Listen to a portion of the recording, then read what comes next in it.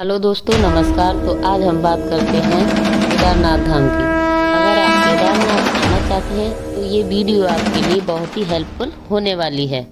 अगर आप केदारनाथ धाम आना चाहते हैं तो आप अपने बैग का कम से कम वजन रखें ताकि आपको यहाँ पर आने में कोई परेशानी ना हो और मेरी इस वीडियो के माध्यम से आप इम्पोर्टेंट सामान रख सकते हैं। तो मैं आपको बताती हूँ कि केदारनाथ धाम जाने के लिए 20 मार्च से रजिस्ट्रेशन शुरू हो चुके हैं और अब 2 मई से यहाँ पर कपाट खुल जाएंगे। इस रजिस्ट्रेशन के बाद 4-5 दिन बाद हेली पे बुकिंग शुरू हो जाएंगी। दोस्तों, कोई भी मौसम होता है तो फिर भी यहाँ पर केदारनाथ में सर्दी रहती ही है, तो आप गर्म कपड़ों का विशेष ध्यान रखें। तो अब रजिस्ट्रेशन शुरू हो चुके हैं, आप ऑनलाइन रजिस्ट्रेशन करा सकते हैं और आप यहाँ पर देखिए कितनी लंबी भीड़ लगी हुई है। ये रजिस्ट्रेशन के लिए यहाँ पर सभी श्रद्धालु खड़े हुए हैं। तो यहाँ पर ऑनलाइन रजिस्ट्रेशन इस वेबसाइट पर आप कर सकते हैं और एक फ़ोटोकॉपी निकाल सकते हैं, वो बहुत ही आवश्यक है। अगर आप मॉर्निंग टाइम में ही केदार बाबा के दर्शन करने के लिए निकल जाएंगे तो बहुत ही अच्छा रहेगा। और आपको अगर सुविधा लेनी है तो यहाँ पर घोड़ा खच्चर सबकी सुविधाएं यहाँ पर आपको मिल जाएंगी। 2 मई को केदारनाथ और 4 मई को बद्रीनाथ धाम के कपाट भक्तों के लिए खोल दिए जाएंगे, तो आप यहाँ पर आराम से दर्शन कर सकते हैं। हिमालय की पवित्र 4 धाम यात्रा 2025 के लिए आधार कार्ड नंबर के माध्यम से ऑनलाइन पंजीकरण 20 मार्च से शुरू हो गया है। आप ये जो टेंट देख रहे हैं उनमें आपको रहने की सुविधा मिल जाती है, तो इसका किराया लगभग 500 या 1000 रुपये का आपको लगता है। तो दोस्तों, 4 धाम यात्रा 30 अप्रैल से गंगोत्री और यमुनोत्री धाम के कपाट खुलने के साथ आरंभ होगी। 2 मई को केदारनाथ और 4 मई को बद्रीनाथ धाम के कपाट हम सब भक्तों के लिए यहाँ पर खोल दिए जाएंगे। 4 धाम यात्रा एक दुर्गम यात्रा है, तो ये वही भीमशिला है जो 2013 में आपदा आई थी, उसी ने यहाँ पर भगवान का मंदिर बचाया था। तो यहाँ से थोड़ी ही दूरी पर भैरव बाबा विराजमान है। तो दोस्तों, 4 धाम यात्रा के लिए आपको पंजीकरण का कराना अनिवार्य है। यहाँ पर बिना पंजीकरण के आपको दर्शन नहीं मिल सकते हैं। अगर आप समय से पंजीकरण करा लेंगे तो यहाँ पर निर्धारित तिथि पर आपको दर्शन का लाभ मिल सकता है।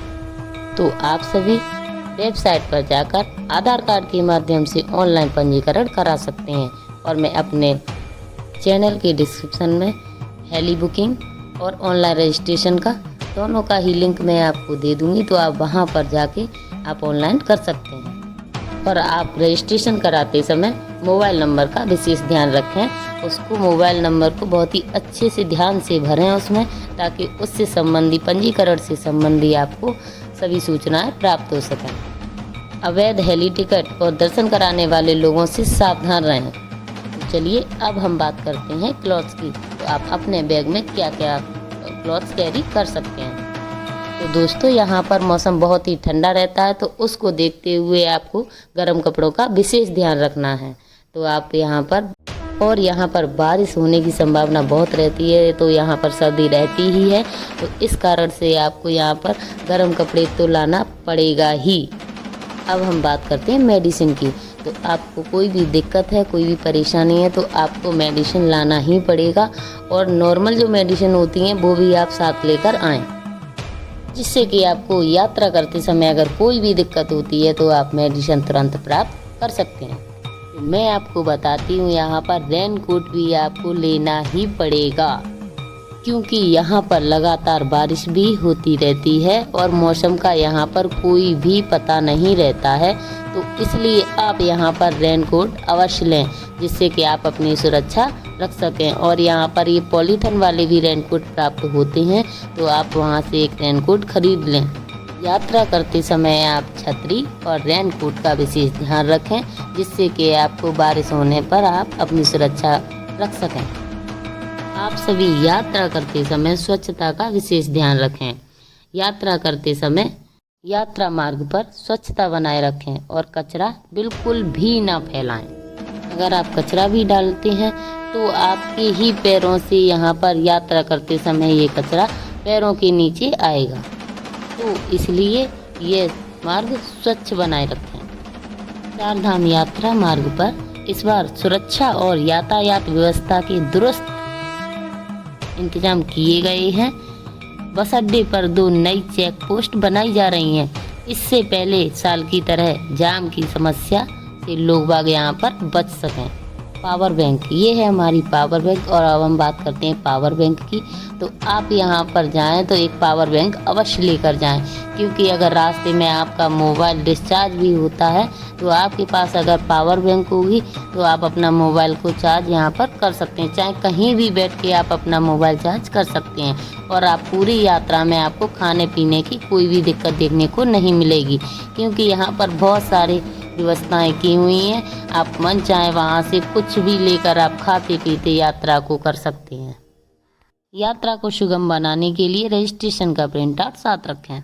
अब हम बात करते हैं एसेसरीज की। तो आप एसेसरीज का मतलब आप जानते ही होंगे कि आप अंडरगारमेंट्स वगैरह आप सभी सामान अपना बहुत ही ध्यान से रखें, जो कि आप वहाँ पर कई श्रद्धालु सोचते हैं कि वहाँ पर आप स्नान करके ही वहाँ पर भोलेनाथ के दर्शन किए जाएं। तो ये बहुत ही अच्छी सोच है। और आप अंडरगारमेंट्स ज़रूर लेकर आएँ, तो वहाँ पर आप नहा के स्वच्छ होकर ही भगवान के दर्शन करें। और अगर आपसे बैग नहीं चलता है तो आप यहाँ पर पिट्ठू वालों से भी ये सुविधा ले सकते हैं। इनका चार्ज आपको देना ही पड़ेगा, क्योंकि इनका चार्ज आपको लगभग 2 से 4 हज़ार रुपये तक का होता है। तो आप कितना भी कम सामान लेकर आएंगे फिर भी लेकिन आपके बैग में थोड़ा ना थोड़ा वजन हो ही जाएगा। तो आप यहाँ पर आप सभी अपना सामान, पर्सनल सामान लेकर आएँ। और मेरी वीडियो कैसी लगी तो आप कमेंट करके मुझे बताएं। आप कहाँ कहाँ से मेरी वीडियो को देख रहे हैं तो आप कमेंट में ज़रूर लिखिए, और हर हर महादेव ज़रूर लिखिए।